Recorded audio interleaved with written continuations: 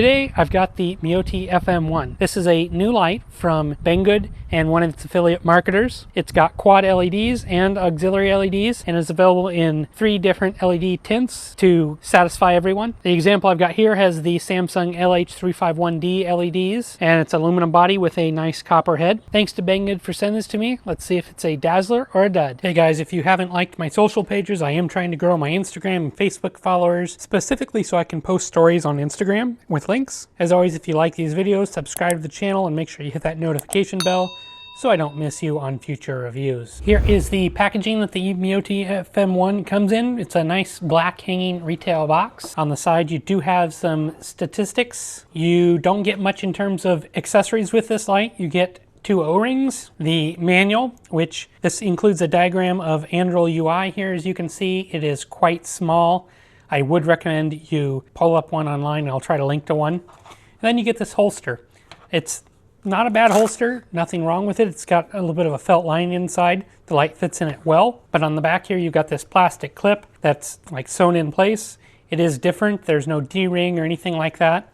So that's a little bit different. There are 2 versions of this light. First here is the version with the LH351D LEDs, and other LEDs are available. It's got a copper insert in the head here, and this is coated, and this is running the Android UI. There is another aluminum alloy version that's anodized in blue and green, these accents are, with the Narcel M firmware. That's a less expensive version than what I've got here. The version I have here is available in black, blue, and sand body colors. This light's built a little bit differently than other similar lights. It takes design elements from the FW3A, but puts its own larger spin on them. If we start at the tail, the button is fairly loud, and it's not even up to my microphone, and you can probably hear it. Here it is up to my mic. Inside here, you can see it features a dual spring design, but these are fairly weak spring, and that's a problem for the operation of this light, which I'll talk about in a minute. While I've got the light inside here, it does feature this dual tube design. This is kind of loose and not well secured, and threads here are square cut. There's no lubrication on them, and they're unanodized. The body section here is anodized. It is not reversible. And there's just some simple cuts milled into it here. I have no problems with that. My clip doesn't make contact with the body here. This is even after I've bent it to better fit, and it was fairly far off. It's a fairly soft clip while it is deep carry. So I think if you caught it, that might be toast for it. If I unscrew this, it doesn't fit like you think it does. You've got that inner tube there, and you can see it's got a spacer. It's just kind of a weird design. Then you've got the copper pill here. These are fine threads. They are unanodized. Obviously, it's copper. And you've got this place here cut that I think an O-ring should have been in, but mine doesn't come with one, and the O-rings it came with seem to be a little bit too small to put there. Inside there, we can see it's got an aluminum insert to keep the internals in place. And then on this side, it's only got a brass pill. There's no spring on this side. The head is a quad LED. You've got the optic and lens all as one. Then you've got this crenulated aluminum bezel. It's worth noting here that with my flat top batteries at least, and the button top I did try earlier, it's super easy to tap this light on the tail and make it turn off. So size and weight, I measured the length at 110 millimeters, minimum diameter on the body at 21.4, and maximum diameter on the head at 30 millimeters. I measured the weight with a Sony VT66 battery at 185.5 grams. It's not a light light, but I didn't really expect that with the copper base here. A little bit of comparison. Here is an MSR D4. You can see it's longer than a D4 and a little bit wider in diameter. Here is the LumenTop FW4A. Again, the Meote is longer and quite a bit larger in diameter. This light does feature a reasonably deep carry pocket clip here, which isn't too bad. It's got large cap screws that are 3/32 hex heads in size, and they stick out quite a bit. Not typical of a lot of other flashlights. My clip, as I mentioned before, was originally bent out a good amount and did not make contact with the body. I bent it back and got it to be reasonably close, but it doesn't seem to want to stay any closer to the body here. Not the best quality control or the best steel here. It's fairly soft. The FM1 is available with a number of LEDs, and the one I have here is running the Samsung LH351D LEDs at 5000 Kelvin. I think it's a bit warmer than what I'd typically expect for 5000, and when I compare it to my other lights. You've got other options available like the SSC20 at 4000 and the Cree XPL High at 6500. Meote claims this light produces 4980 lumens, and that number might be possible with those Cree XPL High LEDs, but from testing on BLF and what other people have said, it doesn't look to be anywhere quite near that. I don't have a current accurate method that I trust to make that lumen claim myself. I'll put in some still pictures of the beam, but here is kind of what it is on really low power. It's not terrible. There are some artifacts in it. I think the main problem is these crenulations around the head of the light here. You can see they do change the reflection in the light. Outside, it's mostly a flood. At distance, you don't really notice any hot spots or the artifacts. And while I've got my lights adjusted here, you can see the auxiliary LEDs here. I've currently got these set to cycle through all the colors in rainbow and in their brightest setting. There have been several reports of this driver flickering during high output uses. My example doesn't have that problem, at least when I'm running with a high drain Sony VTC6 battery. It's worth noting here though that with my flat tops, it's really easy to bump the head of the light or the tail of the light and have it turn off. A stronger tail spring would likely fix this. Here's a little better view of those aux modes. A little bit more in focus. You can kind of see here all the different colors they go through. So here is the main beam. This is my light here is running the Samsung LH351D LEDs, which I really like. They quote them as 4000 or 5000 Kelvin, I believe, but they're on the warm side. And at short range here, you can kind of see the beam profile. This does have some artifacts in it. It's not terrible for a quad, but it's not super great either.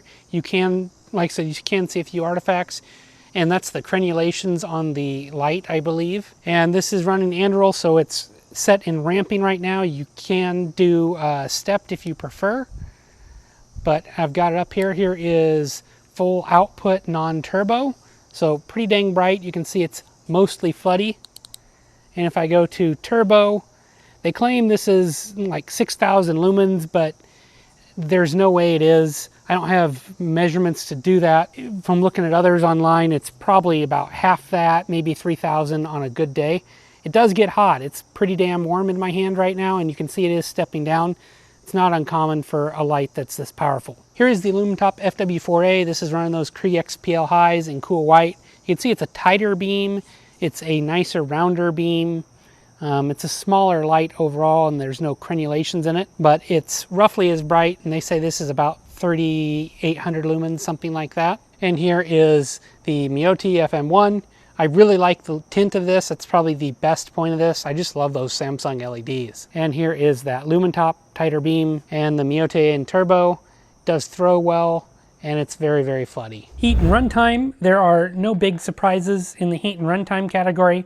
It's a quad LED light without a ton of thermal mass, so it starts heating up almost immediately when on turbo and starts stepping down. At 30 seconds, it's 3.5 times less bright than when turbo started. It does have active thermal regulation, so we saw it step up and down slowly during the 2-hour and 40-minute total runtime. Most of this runtime was spent between 25 and 40% relative output. The FL1 standard was at 2 hours and 32 minutes. Maximum heat I saw from the light was 47°C at the 12-minute mark. It definitely gets warm to the touch. So this light is using Android firmware. We've gone over that before on several other lights I've reviewed, like the Lumentop FW series and the Firefly EO7 and others, so I'll be brief. It provides the ability to run in a ramping mode, which is what I've got it running on here now. It does flash when you've reached certain points like high and low. You can double press to go to turbo. And it's got a ton of other button press combinations to basically let you decide whatever you want to do. It's a must to check out the diagram to understand all this, so please do that. One of the things this light has that others that I've reviewed doesn't is these multicolor LEDs. These are also configurable via the firmware. You can adjust the brightness to low, high, and in a blinking mode. To do that, it's 7 quick clicks from off, and then you can adjust the color of the LEDs. It can do red, yellow, green, blue, violet, and white. And then you've got it in rainbow mode here, which is what I'm running now. It's also got a volt mode, which gives you a quick flash and then it fades to the previous color. It's kind of neat. So for me, the pros are this is using the Samsung LH351D LED. It's probably one of my absolute favorite LEDs. It's great. I like the look of the exposed copper and black in the pill section. I think that's neat. And the auxiliary LEDs I think are always a neat touch. The cons for me are the build quality here. The threads are just not good. You can hear them. And I think the internal build here with those other tubes isn't great. There's been some question about the driver flickering on some lights. It's just not what I'd call a production-worthy flashlight yet. The beam pattern has some artifacts. It's kind of ugly. It's easy to bump and turn those main LEDs off, as I mentioned before.